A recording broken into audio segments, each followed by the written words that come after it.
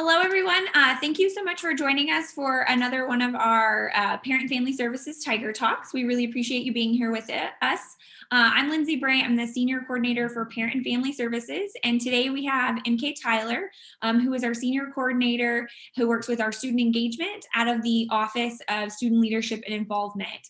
And so she is here to talk to us about our weeks of welcome and what that's going to look like this year and how your student can get more involved this semester. So welcome, MK. Thank you so much for joining us. Thank you, Lindsay. I'm very excited to be here today.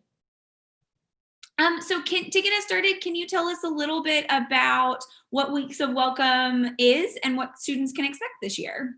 Yes, absolutely, I can. But before I get started, I just want to say thank you so much to our parents who are supporting our students. I know that this has been an incredibly challenging time for students and parents alike, especially making that transition from high school to college.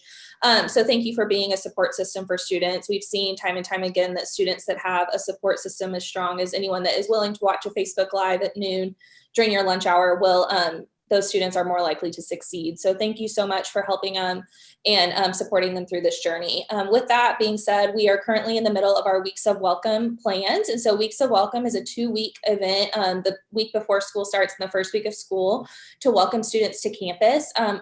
Obviously, this year looks a little different. All of our events are virtual. We have about 20 events planned for students these first 2 weeks.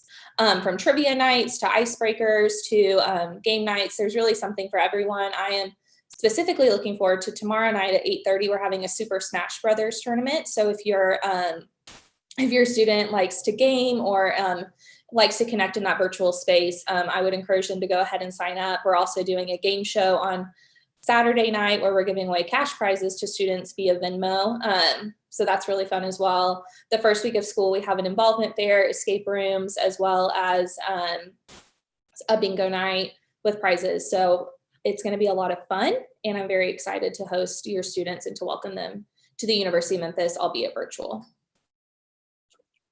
So just to clarify, will there be anything that is in person as part of Weeks of Welcome this year?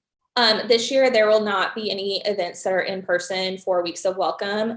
When the university decided that students would come back in a virtual space for classes, we decided to follow suit with that. So all the events are in a virtual space this year.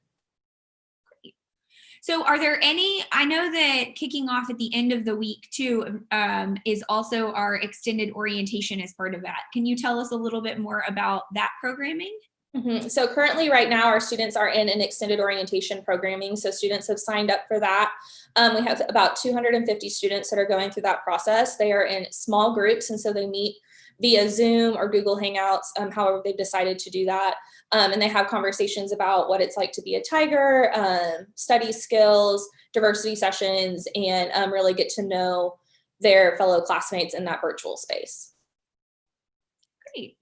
I know that's a great opportunity for our students. You mentioned the Student Involvement Fair, and that is usually a massive event here on our campus. It's really a lot of fun outside on the UC lawn. Can you tell students and their parents a little bit about what that's going to look like this year and how might be best for them to kind of strategize to get to know a lot of different organizations? Absolutely. That's a great question, and I appreciate it. Thank you, Lindsay. So our involvement fair, like Lindsay said, is typically a huge event outside. It's hot. There's lots of snacks, popsicles, everything like that. But this year it will be taking place virtually. It will be on Tiger Zone. Tiger Zone is our involvement platform that we have here at the University of Memphis. All students have access to that using their university ID and password. So the same way they would log into their email or eCourseware, they can log into that website as well. That website link is memphis.edu/tigerzone, all one word put together. The involvement fair is listed on there as an event. So when you log in, you'll see a tab for events and it is on there. When that fair is live, the students will be able to click join virtual fair. And so they can see all the organizations that have been listed as the virtual fair. On there, you'll have the opportunity to connect with the group. And so the groups that have signed up have put in Zoom links or Google Hangouts or a way to connect online. And you'll be able to click that link and connect with them online. A number of the organizations also have join buttons. So if you're interested in that organization, you could go ahead and click the blue join button. And then additionally, if you want to find out more about that organization, all you have to do is click the organization name on the fair, and it will take you to their Tiger Zone page where you can see a little bit about their officers, member selection processes. Some of them have videos and pictures that you can really learn about them as well. With that, it works perfect it scales perfectly from mobile. So you can do it on your phone if you're on the go, or you can do it on a desktop. So whatever you're feeling most comfortable, desktop, tablet, phone, we've made it work for all three. With that, I would just say that you can go ahead and start looking at the organizations on Tiger Zone now. So you kind of know who you're looking for that day. Great. And really, I think the emphasis for parents to encourage their students to just go check out anything. Don't feel scared. That's what they're there for. It's really just open, and these organizations want to have more members. So it's a great opportunity to kind of get connected. Do you have any recommendations with Tiger Zone as to how students might kind of do during the school year if they kind of want to check out somebody else? Is that also a great way to do that as well? Yes, it's a great way to meet all student organizations. Every student organization has a contact button on their organization page on Tiger Zone. That will email their primary contact. So their presidents, their chairman, however that is going, it will go to them so you can reach out. There's also an officer list on every page. So if you're looking specifically for like the Bass Fishing Club's president or, scheduler, you could see that and email them directly. There's also a way that you can look at events on Tiger Zone. During a typical school year, you could sort the events by like perks or free food. I like to tell students about that because if you're just a little hungry and maybe you're out of your meal swipes for the week, you could probably find an event with free food. There's also a feature now where you can sort events by online or in person. Currently, all of our events like Weeks of Welcome are online until it is safe for students to return to in-person classes. But all of those events will have online links where you can join that event and sign up for it or just show up and explore that through Tiger Zone. It's great. There's so much opportunity. If a student actually doesn't find an organization they like, how many people can they get together to start one of their own? They need 9 of their best and closest friends and a faculty or staff advisor. And that's relatively easy to find on our campus usually too. So absolutely, a campus of 22,000 people, you can usually find 9 other people that are looking for your group. It's pretty amazing, I think, what all of our students do in their organizations too, because it's not just about being involved or anything like that. It's all about involvement, obviously, but it's also much more, if it's either community service or gaming or whatever it is that floats a student's boat, it's totally up to them and what kind of works for them to be part of that. And also I know sometimes there is funding for those student organizations to do some things to pay for that free pizza and stuff like that as well when we're a little bit more in person, correct? Yes, so our student organizations can go through a funding process one semester before they plan to host that event. So if they're planning on hosting the event for the spring, they would ask for funding in the fall. And it basically gives the students a grant that they wouldn't have to pay back to host an event that would be open to everyone on campus and allow them to host something that probably they wouldn't be able to do without a little additional funding. Through that, we have brought we've hosted dance programs, cultural nights. Some of the heavy hitters that we've brought, Laverne Cox, Gabrielle Union, and then our Hispanic Heritage Month, Black History Month, a number of those are funded through the student event allocation process as well. And so part of that is also our Student Activities Council, which plans a lot of activities on campus. Can you tell parents a little bit about Student Activities Council, or also known as SAC, and what they do and kind of some of the programming that they put on for our students? Yeah, that's a great question. So Student Activities Council is a group of students that host events on campus that are all free and open to all students. And so we will never charge a student for an event that Student Activities Council hosts. They host events during Weeks of Welcome, during homecoming, as well as throughout the entire semester. They've done a lot of programming for Women's History Month in the past, as well as Lindsay's smiling because we're both on that committee, which is really fun as a side note. But Student Activities Council, they host about 100 events every school year. And some of those are just giveaways to where you can come and get a t-shirt for Tiger Blue Friday. So if you don't have a blue shirt, we'll give you one. We've also done events where you can come and make your own stuffed tiger, or make a yard sign or a license plate that has your name on it. We've also hosted like roller rinks and bowling, all on campus, all in the student union, to really welcome those students to the campus community. Oh, that's fantastic. Yeah, I know those stuffed tigers are some of my favorites. Students, those go fast too. So students, when those come back, those are always a lot of fun. So students will have to go grab one of those. So another part of getting involved is also our Greek life that's on campus. Can you talk a little bit about what that's going to look like this year and the recruitment process for students who might be interested?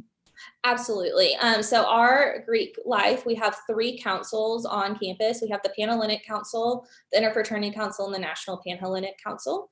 Our Panhellenic Council has 7 organizations. That is the women's sororities. This year, Panhellenic recruitment it's going to be a formal process online. So it's a virtual process. Students will be put into groups, also known as Gamma Chi groups. And they'll be able to visit every chapter virtually throughout the week. And they will do, it's a mutual selection process. So after every round, students will be able to say, these are the chapters I want to go back to. And then the chapters say, these are the women we would like to invite back. And with that, we match it up to see where that matches of who wants to go where and who wants to invite people back. And so that will be the 2nd or 3rd week of school, about overlapping. And it will be online. Registration is now open for Panhellenic recruitment. You can go to memphis.edu/FSA, Fraternity and Sorority Affairs, to register for that. You can also, additionally, our Interfraternity Council, our fraternities are hosting recruitment this semester as well. It will be an informal process that you can still sign up for. So if you would like to tell the fraternities that you're interested, that list will go to all the fraternities. And that will be the 3rd through 5th week of school. And so the men will be able to meet with every fraternity and say, hey, here's what I'm about, here's what we're about, and really have more of an informal process to where they can kind of just hang out on Zoom, play video games, or just get to know each other in a less structured space. And so I know that a lot of our students can you talk a little bit about if they live on campus, if there are houses on campus or not, and how that kind of works in case somebody is interested? Yes, so a number of our Panhellenic chapters have houses in the Carpenter complex, which they're townhomes that sleep anywhere between 7 to 9, depending on how they have their house configured. If you join a sorority and choose to live in the house, you would sign a contract using University of Memphis housing. 2 of our chapters, Alpha Gamma Delta and Kappa Delta, have houses off campus, and their housing contracts go through their organization. Our fraternities, a number of them have houses off campus as well, that sleep anywhere between 7 and 20, depending on the organization. So I know one of the biggest things that happens on our campus for our students that does a really amazing job in our community, particularly our local community, is Up Till Dawn. Can you tell parents a little bit about that and how their student can get involved in Up Till Dawn? Absolutely. Up Till Dawn is a fundraising group for St. Jude. They are actually the first Up Till Dawn. It's the founding organization, is on Memphis's campus. So that's the longest running Up Till Dawn. This past year, they raised about $185,000 for St. Jude. Students, they currently have some applications open right now, and they can find that on the Up Till Dawn's Instagram page. Great. And they do such an amazing job to raise money for St. Jude Children's Hospital. We really appreciate all that our students do for that one. So as part of involvement, part of that is often a community service project or something that students can do to kind of help the Memphis community. Are there going to be any offerings of that for this semester, or how is that being handled? We are working through that. My office does not directly oversee volunteer opportunities. We have a service learning and volunteerism office that oversees all of the volunteer opportunities. On Tiger Zone, there's a service tab that lists service organizations that are still looking for in-person or online service opportunities currently. And we are working with our partners, just in the conversations I've had with the service learning and volunteerism office, is that they're working with their partners to make sure that there are safe and open experiences for students that would like to participate now. We have a network called Volunteer Odyssey that students are allowed to log into, that they can look through volunteer service hours. I looked at it last week, and there's a lot of fun online versions of volunteering. One that I thought was really interesting is the Smithsonian is looking for people to digitize archive records. So there's pictures of them, and then you have to say, like, this is a picture of a dinosaur tooth or something like that. And I love history, so I thought that would be a fun way to get involved. But there are still ways to do service, even though it might look a little different this semester. Oh, that's really great. That sounds like actually a lot of fun. I might have to check that out too. So I know also within your office as well, are leadership opportunities and leadership trainings. Are some of those going to be offered as well this semester? Yes, so we are still planning all the events that our office typically does. We're planning to do in one way or the other this semester, but most of them will be in a virtual space. Leader to Leader is one of our most well-attended events that we have every semester. About every month, we have a member of the Memphis business community come in and talk about their leadership style, how they got to where they are today. We've had executives from FedEx, local political people, as well as different nonprofit speakers come and speak throughout our time. We are still offering that. We are working on finalizing our fall roster, but it will be online and students will be able to attend through that. So I know also one of the big things about being involved on campus is our sports and supporting our fellow Tigers, whether it's football, basketball, any of those things. Can you tell parents about if they've got a true blue Tiger at home who is a diehard and loves Memphis Tigers, if there's an organization that would be a good fit for them as to kind of use that Tiger spirit? Absolutely. So we have an organization on campus called Blue Crew. They work closely with Student Activities Council. They share some leadership. Blue Crew is for those loudest and proudest Tiger fans. They sit in the front at all of the games. They lead the chants and cheers. They get to choose what giveaways we give away at each game. So if your student is really passionate about having like foam fingers, they could join and like push for the foam fingers, or pom-poms or boomsticks, different things like that. And so Blue Crew is a lot of fun. They also have some people on campus that they do those giveaways with the spirit swaps, to where you can come and give, say you have an Ole Miss shirt, you can come and give us your Ole Miss shirt and we'll give you a Memphis shirt and swap that out, and then go ahead and donate anything we receive to a local charity. So we're not just throwing them away. But Blue Crew is a great place to get involved. It's a wonderful group of students. I love working with them, and I would really encourage you to check out their Tiger Zone page as well as their Instagrams. Yeah, they're a great organization, and did us really proud for College Game Day last year, which was really nice to see them on there. So speaking of sports, can you talk a little bit about what football might look like for our students? And obviously it's an evolving situation, but what can students maybe expect in a few weeks, assuming we get to start our season? Yeah, that's a great, like you said, it's an evolving situation every day. I am incredibly impressed and admire the athletics department, who are trying to keep our students safe, both student athletes and non-student participants alike. Currently, the messaging that has gone out to students is that we will still be offering student tickets. That will be in proportionate. So they will say, all right, if we can have X number of people at the Liberty Bowl as a whole, a percentage of those tickets will be for students. And it will be similar to the percentage of the tickets that students always have. There was an email that went out last week from the athletic director to all students, about ticketing and how that will work. They're working on finalizing that process. So more information will come to students via email. So please encourage your students, or students if you're on here, that is your email, your University of Memphis email is going to be your lifeline to anything that is happening on campus. And I know some people don't love to check it. I would encourage you to check it at least once a day, so you know what's going on and how to get those tickets if and when they become available. So we have so much going on this semester. Is there anything that we missed talking about that you would like to highlight and make sure parents know so they can give that little nudge to their students?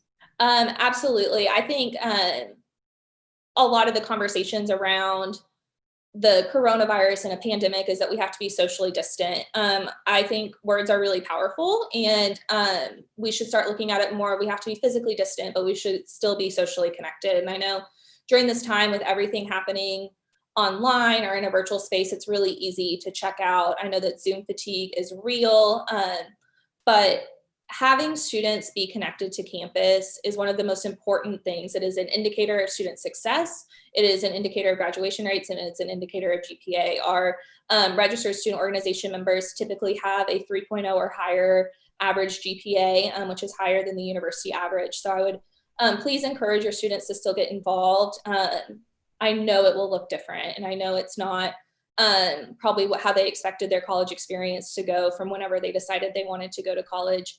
But there are still a plenty of ways to get involved. There are still plenty of ways to be connected. Our office so desperately wants to connect with your students, and we're more than willing to sit down and talk with them one-on-one, to connect them with student organizations, or to even find events that we think might be best tailored for them. We have a group of students called the Involvement Ambassadors on campus that you can request a meeting with one of them. So if you're like, I just don't know what to do. I was in student government in high school, and I was in 4-H, but now I don't know how to translate those experiences into something that we want to do. You can sit down and meet with one of those students one-on-one and really learn about their experience, and they can help you get involved as well. Yeah, and I think that's a really great point too, about the fact that while we can't be socially together as much, we can still connect. There are still ways to connect. There's Wi-Fi all of our campus. So if you are a student, so if your student's living on campus, they don't have to stay in their room all of the time. We would encourage them to get outside, enjoy campus. I think this is actually going to be a really kind of amazing time across campus that I know, when MK and I go up to campus, hopefully we'll see students and their little on the lawn and things like that, assuming the weather is not too hot. But we're really excited to kind of see that. And that also gives us students an opportunity to get to know people and things like that, as long as you're obviously being socially distanced and wearing your mask and things like that. But yes, highly recommend that your students still get connected and still reach out to people in some sort of way, because that really is vitally important to a student's success, and making sure that they are here, they are getting to know the university, and also that they end up graduating, which is what all of our parents want to see just as much as our students do. So definitely.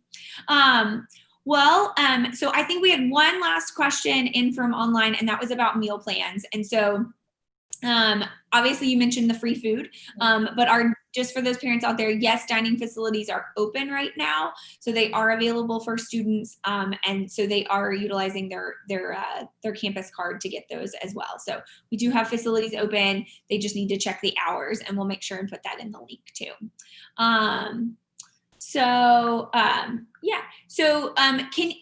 There was one question, MK, about NPHC fraternities and sororities. Could you talk a little bit about those, and if there's any kind of difference maybe from our Panhellenic or IFC? Yeah, absolutely. That's a great question. We have the National Panhellenic Council has 9 chapters, historically known as the Divine Nine. The University of Memphis is so lucky and fortunate to have all 9 chapters active and working really hard on campus. Their membership intake process is a little different. There is not a formal process per se for all chapters at one time. There's typically an NPHC week where you can get to know each of the chapters that way, but they will all dictate their own intake processes. So with that, they will say, today we're going to start our intake process. They'll have interest meetings and really work through that process on an individual chapter basis. I will note that most organizations require you to have at least 12 credit hours at the university before you can join. So that means most freshmen cannot join their first semester. They need to be from the University of Memphis typically. So transfer students, that's something to look into as well. They place a high emphasis on involvement as well as service when looking at their membership selection process. And every organization has a little bit of a different process. So I would encourage you to find the organization that you are interested in, follow them on Instagram, get to know them on Tiger Zone, and really start to kind of learn about what those organizations are like. The NPHC Instagram is also a really great place for students to connect. I know I keep pushing Instagram, but I think that's just where our students are right now, which is really exciting. And so NPHC as a whole has a wonderful, fantastic Instagram that has won awards in the Greek communities nationally about their chapters and their council that I would encourage students to follow as well. Yeah, all of them are a little different, and I will definitely miss. They typically have done step shows on Friday afternoons, which is always really fun to go out and watch. So I will miss those right now, but excited to have them back when we can all be in person again. Well, thank you so much, MK. Is there any last pieces that you have? Anything else for our parents? Nothing super pressing, but we do have lots of events going on. There's 2 more events today. The entire Welcome Week schedule is found on memphis.edu/wow, WOW, Weeks of Welcome. And on there are links for students to sign up or participate. So I would just encourage you or your students to go look through that, see what you're interested in. Just because you attend one thing doesn't mean you have to attend all, but we did try to find something for every type of student on there. And we would love to see them throughout the next 2 weeks. And also, where is your office located, and what are your hours looking like right now if students wanted to get in contact with y'all? Currently, we're still working from home, but we're doing virtual office hours. So if your student would like to meet with anyone in their office, I'm happy to meet with any student. So you can go ahead and email me. My email address is just my name, mktyler@memphis.edu. I got really lucky with that. And our office is on the 2nd floor of the University Center, and the involvement zone is the first door on the left when you walk in. Can't miss it. Yeah, it's a pretty amazing space. Students are there. There's student organization offices, our leadership office, multicultural affairs, our volunteerism. So it's a really great space for students to hang out into when they're back on campus too. So yeah. Well, thank you so much, MK. We really appreciate it. I know our parents appreciate getting to hear about this and understanding how their students can get involved right now, particularly in what we're doing now, but also in the future too. And so I would reiterate what MK said as well, is encourage your student to get involved, meet somebody, get to know. I know that's really hard sometimes, particularly if you have an introverted student who's a little nervous about contacting somebody else, but there are so many people on this campus, so many ways for them to connect. So please encourage your student to do that. And really be a part of campus, whether we are in person or virtually at all. Well, thank you so much, MK. We really appreciate it. And thank you, parents, so much. And we will see you soon. Have a good day. Go Tigers. Go Tigers.